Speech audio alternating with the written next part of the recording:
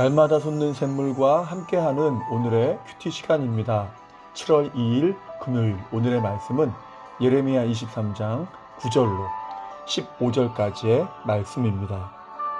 선지자들에 대한 말씀이라 내 마음이 상하며 내 모든 뼈가 떨리며 내가 취한 사람 같으며 포도주에 잡힌 사람 같으니 이는 여호와와 그 거룩한 말씀 때문이라. 이 땅에 간음하는 자가 가득하도다. 저주로 말미암아 땅이 슬퍼하며 광야의 초장들이 마르나니 그들의 행위가 악하고 힘쓰는 것이 정직하지 못함이로다. 여호와의 말씀이니라. 선지자와 제사장이 다 사악한지라 내가 내 집에서도 그들의 악을 발견하였노라.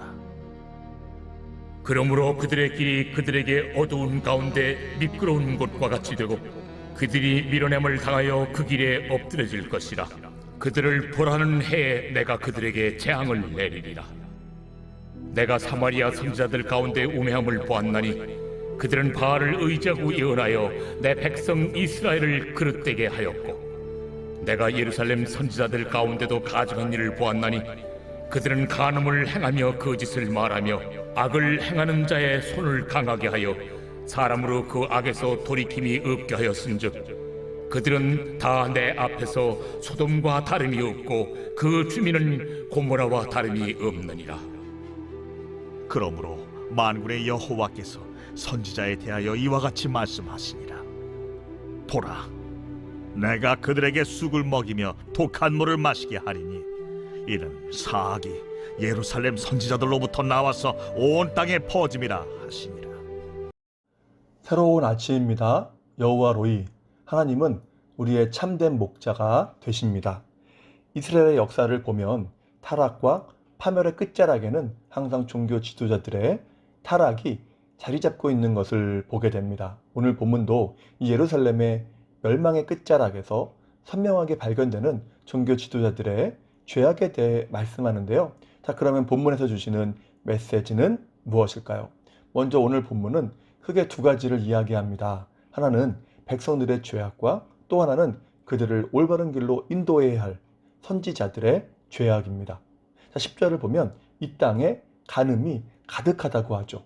예루살렘이 우상 숭배와 도덕적 타락으로 물들었다는 것입니다. 특히 그것은 바알 숭배와 관련이 있습니다. 왜냐하면 이 바알 숭배에는 늘 육적인 음란함이 동반되기 때문이죠. 그들은 바알을 위한 음란한 제사 의식을 통해 다산과 풍요로움을 확보하려 했습니다. 그러나 그러한 우상 숭배는 기대와는 정반대의 결과를 초래한다는 것이죠. 오히려 그들의 땅은 메마르고 황폐하게 된다고 말씀합니다. 또한 10절 하반절을 보면 그 백성들의 삶이 정직하지 못하다고 합니다.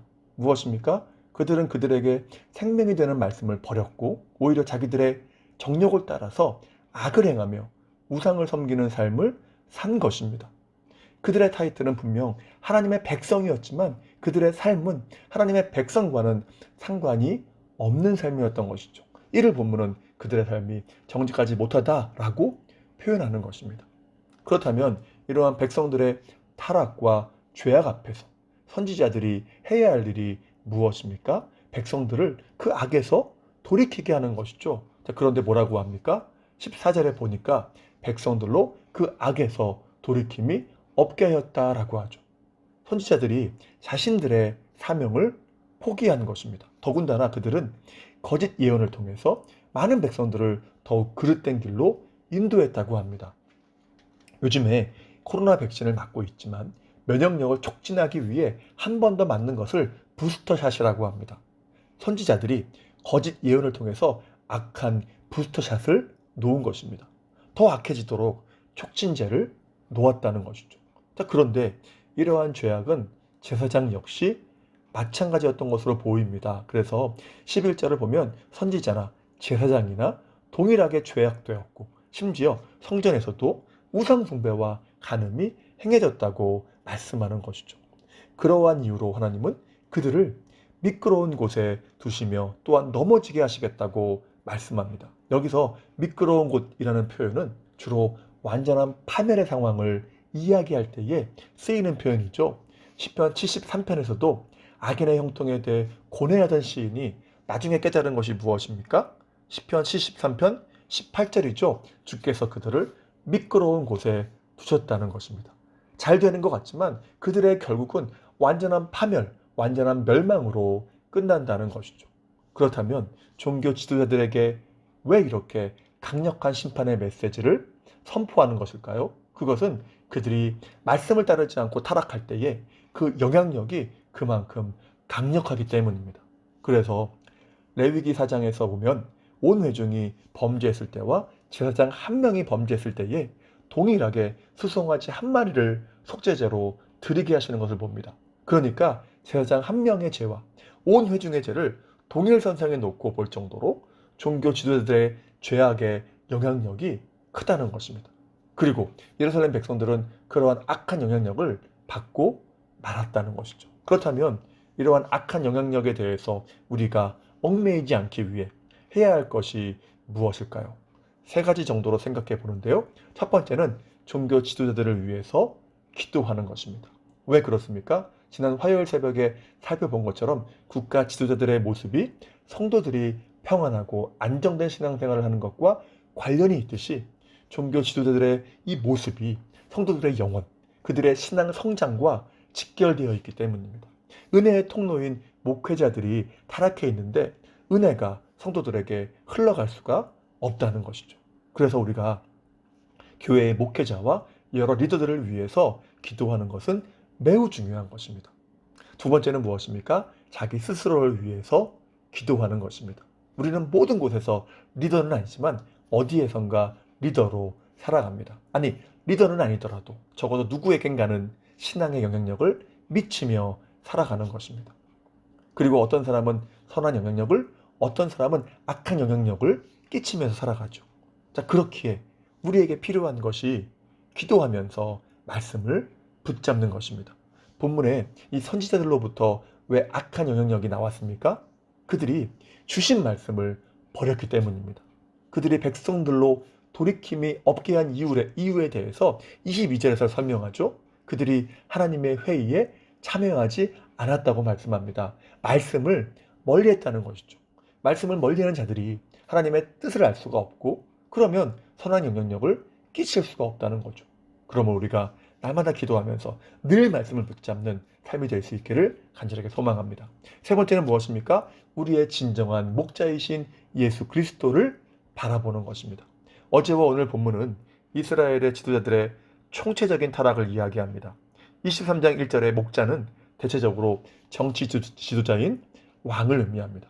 그들이 백성들을 흩어지게 하며 방황하게 만들었다고 하죠. 그리고 오늘 본문에는 백성들을 믿음의 길로 인도해야 할 선지자와 제사장들이 거짓 예언을 통해서 악한 길로 인도했음을 이야기합니다.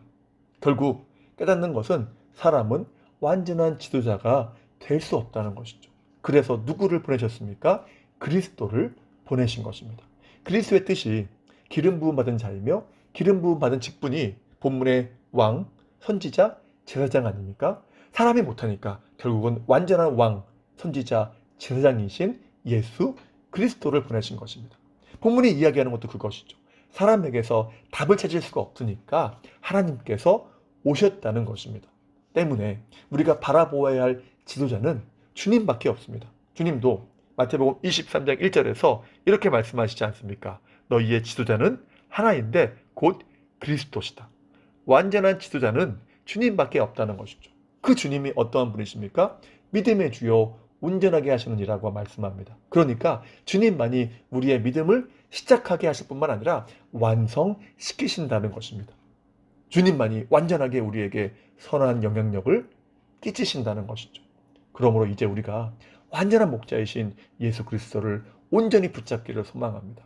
바라보기를 소망합니다. 그 가운데서 종교 지도자를 위해서 또한 자신을 위해서 기도하고 말씀을 붙잡고 나아가므로 주님이 주시는 은혜가 우리에게 충만히 임하게 되고 우리는 다른 사람들에게 그 은혜를 흘려보내는 삶, 곧 선한 영향력을 많이 미치는 복된 삶 되시기를 주님의 이름으로 축복합니다. 기도하겠습니다.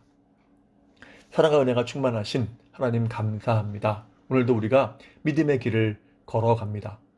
이러한 믿음의 길에서 주님만 바라보며 의지하게 도와주옵소서. 왜냐하면 주님만이 완전한 지도자요, 완전한 인도자가 되시기 때문일 것입니다. 그렇게 주님만을 바라보는 가운데 하나님이 세우신 목회자들을 위해서 간절히 기도하며 우리 스스로를 위해서 기도할 때에 우리는 목회자들을 통해서 주님의 은혜를 덧입는 삶이 되게 하시고 우리는 다른 사람들에게 선한 영향력을 많이 끼칠 수 있는 복된 삶이 되게 도와주시옵소서. 오늘 하루의 삶을 의탁합니다. 붙잡아 주시고 은혜로 살아가게 하시며 믿음으로 승리하게 도와주시옵소서. 다시 한번 주님의 은혜를 간구하오며 예수님의 이름으로 기도하옵나이다. 아멘.